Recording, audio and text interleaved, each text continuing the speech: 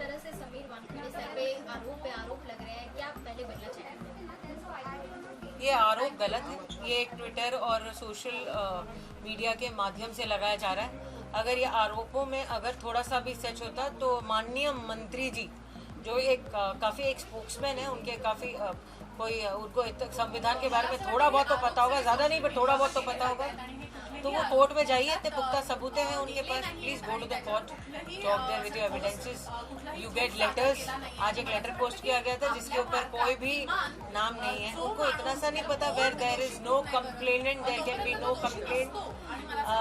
आपको पता होना चाहिए कि where there is no complainant there is no complaint. एक अननोन अज्ञात लेटर को there is no approval in law. तो आप अगर ट्विटर को कोर्ट समझते हैं तो आपकी ये पर्सनल इशू है। आपके रिसर्च टीम को पकड़िए, लेकर जाइए, उठाइए और जाके कोर्ट में फाइल कीजिए आपके एविडेंस।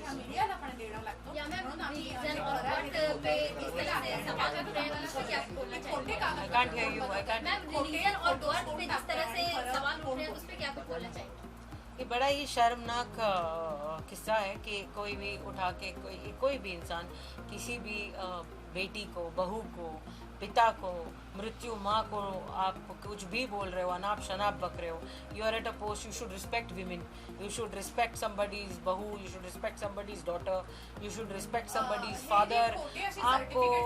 आपको इस बात का एहसास होना चाहिए बेसिकली कि आप इतने बड़े पोस्ट पे हो, आपकी भी बहू बेटियाँ डेफिनेटली ज़रूर है, तो आप उनको मैंने उनको तो कभी नहीं देखा ये सवाल और जवाब के माध्यम से। तो आप उनकी बहू बेटियों के उनके भी पिक्चर्स होंगे, उनका भी कोई कुछ होगा, तो आप सोचिए इतने गिरा हुआ काम करना, ये तो मुझसे नहीं होगा। I will never do that to you. I will personally say that आप बहुत रिस्पेक्टेड इंसान हैं, आप अपनी क्लास में चलिए।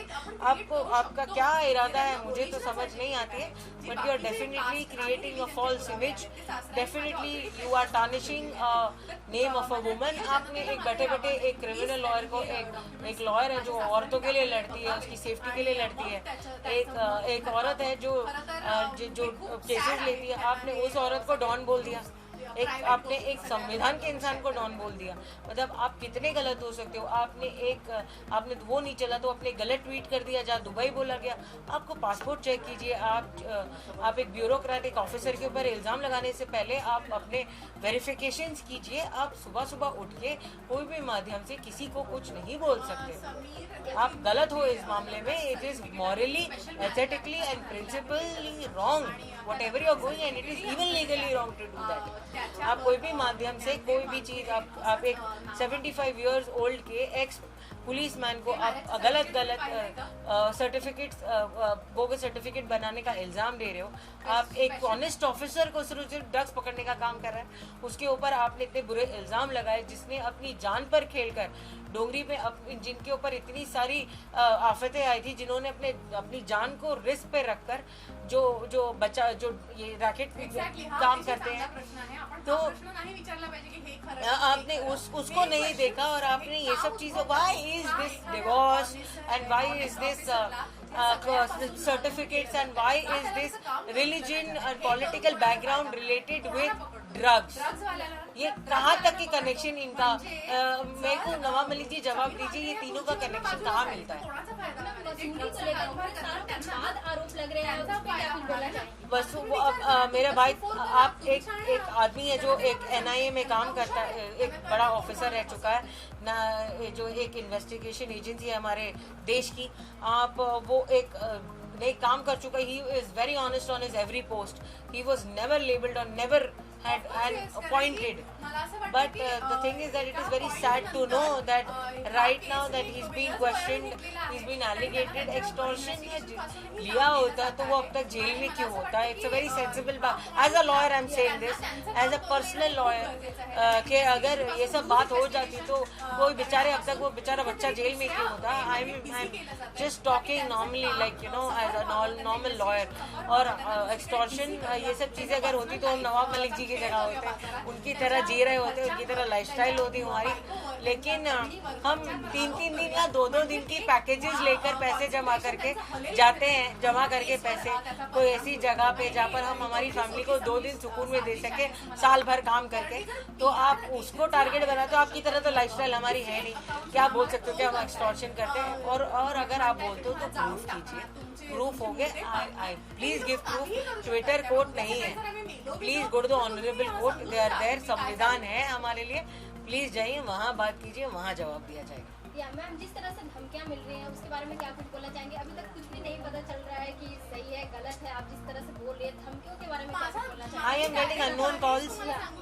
गेटिंग अननोन कॉल्स सेइंग कि आप कौन से कोर्ट में है, तू से जवाब दिया जा रहा है। एक अननोन कॉल्स आ रहे हैं 00 नंबर से, मुझे पता नहीं है, लेकिन काफी कुछ अननोन कॉल्स और धमकियों के कॉल्स आ रहे हैं कि तुझे मार देंगे, तुझे खत्म कर देंगे, तुझे उठा लेंगे, तू अपने आप को क्या समझती है, जबान तेरी बहुत चलती है, कहाँ फेंक के जाएगी तुझे पता भी नहीं चलेगा।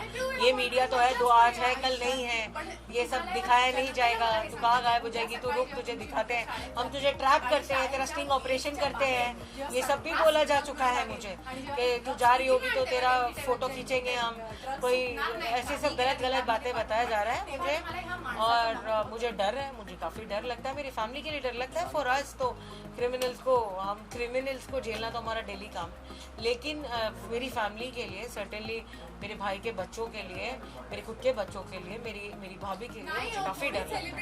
जिस तरह से आरोप लग रहे हैं, क्या कुछ अगर कोर्ट में जाना होगा तो आप केस लड़ेंगे, क्या कुछ बोलना चाहेंगे? आप एक संविधान के इंसान को ये सवाल पूछ रहे हो, मैं इसका जवाब आज नवाब मलिक जी के भाषा में दूंगी। अगर मैं कोर्ट जाती हूँ या कोई भी पेपर देते हैं तो मैं उसे ट्विटर पे ट्वीट करना इस बार पसंद करूँगी। मैम, जिस तरह से समीर वानखेड़े इतने बड़े पोस्ट पे हैं और अब आरोप लगने स्टार्ट हुए हैं, तो क्या कुछ रीजन लगता है? आप ही बताइए, आपका सवाल में ही आपका जवाब है। इतने दिन से जब मेरा भाई जो एक बहुत ही ऑनेस्ट ऑफिसर है, जब से वो रात भर वो होता है नहीं घर पे, दिन भर वो नहीं होता, वो बराबर से he doesn't eat his food, he is on the mission of cleaning India, और जवानों के साथ लेके मिशन कर रहा है वो। He is doing the whole agency is doing a wonderful work.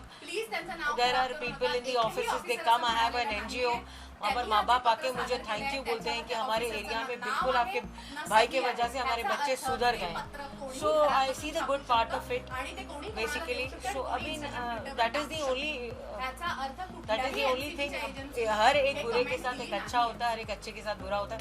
मुझे पता है कि हम सब सच है, हम पूरा वानखेड़े परिवार सच है, तो सत्य में जीत ही होती है। So we are waiting for सत्य की जीत होगी। आपको जो करना है, आपको जो इल्जाम लगाना है वो आप बिंदास लगाइए, क्योंकि हम अब बैठे हैं यहाँ पर। इस बात का ये सबूत है कि हम बैठे हैं यहाँ पर, आपका जवाब देते हैं। पहले एक बनाया गया था स्टार्टिंग से, एक 1 to 1 अगर आप सीक्वेंस देखोगे तो पहले मेरा नाम लिया गया विटनेस के साथ, फिर सेकंड आपने मेरा नाम, फिर मैं आई पिक्चर में, आपने मेरे न्यूज चैनल्स पे मेरे जो स्टेटमेंट्स गए, फिर उन्होंने मेरे ऊपर ज्यादा ध्यान दिया, फिर मेरे दुबई और मालदीव्स के फोटो जो उनको पता भी नहीं है कि मेरी भाभी और मैं उनकी फैमिली मेरे भाई मेरे साथ थे, उनको ये पता भी नहीं है, और मैं अकेली गई थी, उन्हें ये बात का पता नहीं है। प्रोटोकॉल लेवल होता है, पासपोर्ट चेक कीजिए, आप वेरिफिकेशन चेक कीजिए, आपको एक बात पता होना चाहिए।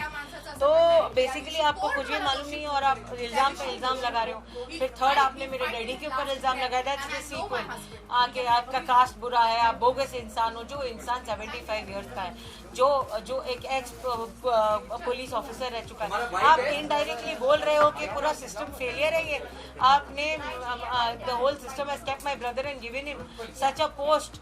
आपने पूरे सिस्टम को फेलियर करार दिया है कि फेलियर क्या आप सर्टिफिकेट चेक नहीं कर पाए, उनका नाम डिफरेंट है, आप सिस्टम फेलियर प्रूफ करना चाहते हो। इसके माध्यम से आप बोलना चाहते हो कि सब होगा सर मैं ही सही, आप ये बोलना चाहते हो, आप पूरे सिस्टम को फेल बताना चाहते हो। ऐसे तो आप NIA के ऑफिसर को बोल रहे हो, वो GST जो रह चुका है, उनके पोस्ट अलग अलग हो चुके हैं, आप पूरे NIA में भी हो चुका है, एक बड़े पोस्ट पे एजेंसीज पे, आप सब एजेंसीज को आपको उनको दिखा रहे हो कि ये कितने बड़े फेलियर है। आप ऐसा बोल रहे हो कि उन्होंने ओवर चेक नहीं किया होगा और जाने दिया होगा। आप ये केसेस को, आपके पास अगर, मैं आपको एक एडवाइस देना चाहती हूँ, अगर आपके पास इतने अच्छे सबूत हैं, आपके पास एक्सीलेंट सबूत है, आप बहुत स्ट्रांग हो, आप फाइनेंशियली बहुत ज़्यादा स्ट्रांग हो, आप एक पॉलिटिकल बहुत अच्छी पोस्ट पे हो, आप उठिए और कोर्ट जाइए।